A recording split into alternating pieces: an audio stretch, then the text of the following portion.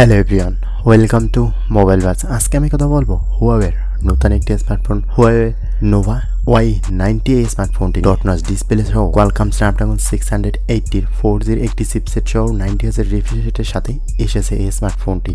বেশ ভালো ডিসপ্লে সহ পাওয়া যাবে এই স্মার্টফোনটি। কথা বলছি হুয়াওয়ে নোভা Y90 এই স্মার্টফোনটি নিয়ে।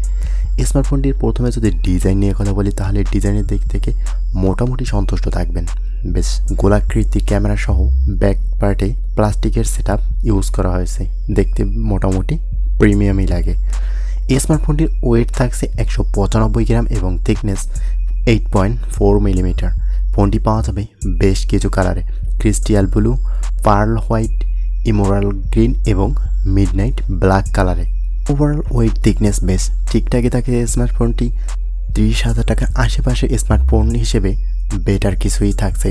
ফোনটির ডিসপ্লে থাকছে 6.7 ইঞ্চির একটি IPS LCD 90Hz রিফ্রেশ রেটের ডিসপ্লে থাকছে 1080x1388 পিক্সেল রেজলিউশনের ডিসপ্লে থাকছে 390 অন PPI ডেন্সিটি।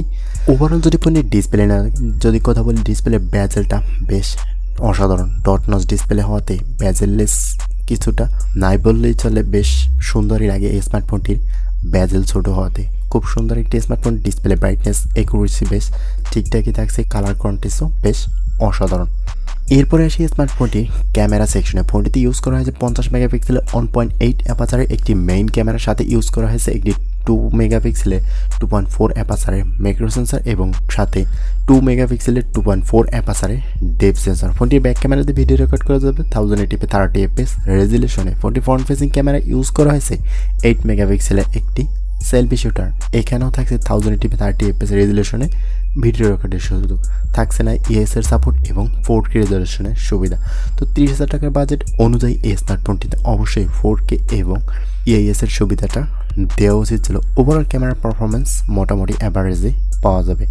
এরপরে আসি এই স্মার্টফোনটির পারফরমেন্স সেকশনে। ফোনটিতে ইউজ করা হয়েছে কোয়ালকম স্ন্যাপড্রাগন 680 একটি 4G 6 ন্যানোমিটারের চিপসেট। ফোনটিতে CPU হিসেবে পাওয়া যাবে 2.4 GHz কোরিও এবং ফোনটিতে GPU হিসেবে পাওয়া যাবে Adreno 610। ফোনটি পাওয়া যাবে 3টি ভেরিয়েন্টে, 4GB 128GB, 6GB 128GB এবং 8GB 128GB। আর ফোনটি রান করবে UMI 12 এর সাথে Android 12।